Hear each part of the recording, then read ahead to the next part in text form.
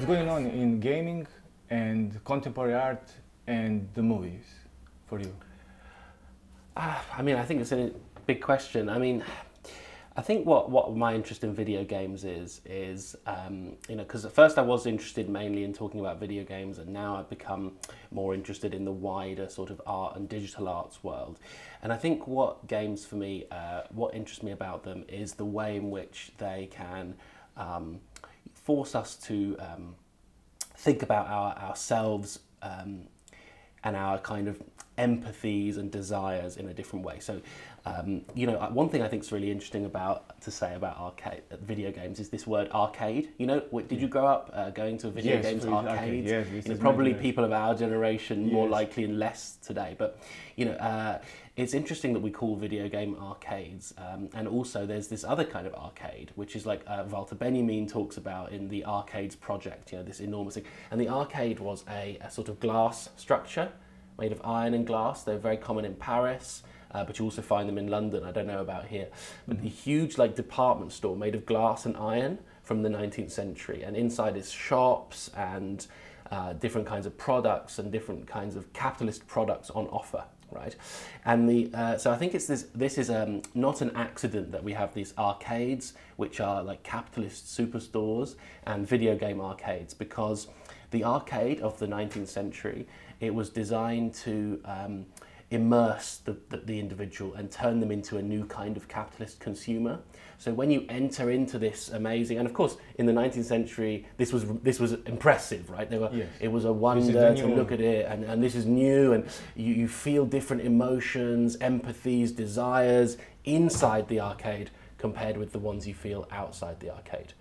To me, what is interesting about gaming is that it has this feature. You enter the digital space, and when you're inside there, you don't experience the same empathies, desires, emotions compared to the ones you experience in the real world.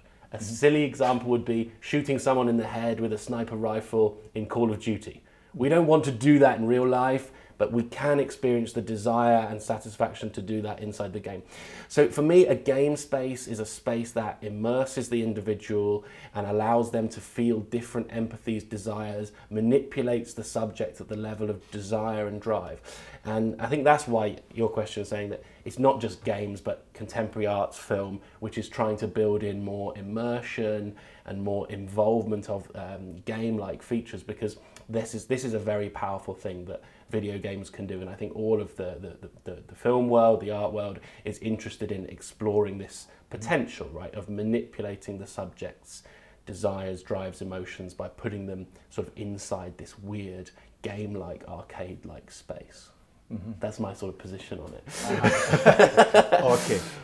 Where is the technology in the middle in gaming, contemporary art and film, and this is the example like VR? This is the new feeling, or for you? Interesting. I mean, yeah, I mean, it's such an interesting question, because, you know, I think there is something new going on. A really interesting company, I was interested in VR and virtual reality. A really interesting company is this company called Within. It's made by this guy called Chris Milk. And the company was exploring that they could get people to give more money to charity with a VR experience compared with a normal 2D experience, right?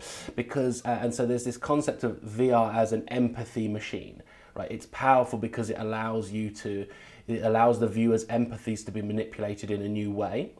And there are also some corporations. There's a really horrible company, I think it's called Auras London, which you can, if you're a big corporate business, you can employ this company to host your events, and they create an immersive space. They use virtual reality. They also use they try to use the 5 senses. So they give you some cocktails for taste, they release some smells into the room, they project something, they create an immersive experience, and it's designed to make investors invest in the company that's employed them. So you can see these strategies being used sometimes for good things, maybe give money to charity, maybe sometimes to sell and encourage investment in capitalist products or whatever. So this is like a powerful empathy machine that virtual reality, I think, has. As also to your question though, about is this new? In a way it's brand new, in another way it's I mean, if you compare it to, say, for example, a church in the medieval period, you enter a church and people feel religious because of course you would. You're immersed in this powerful virtual environment that immerses you, that makes you feel certain things in relation to the content and so in a way these technologies are brand new. We've never had them available to companies and individuals in the way we do now, but in another way there's a long history of architecture and technology being used to produce different affects and emotions in the subject and manipulate those for certain things. So you could say that the church is the first VR, I don't know. Okay, thank you.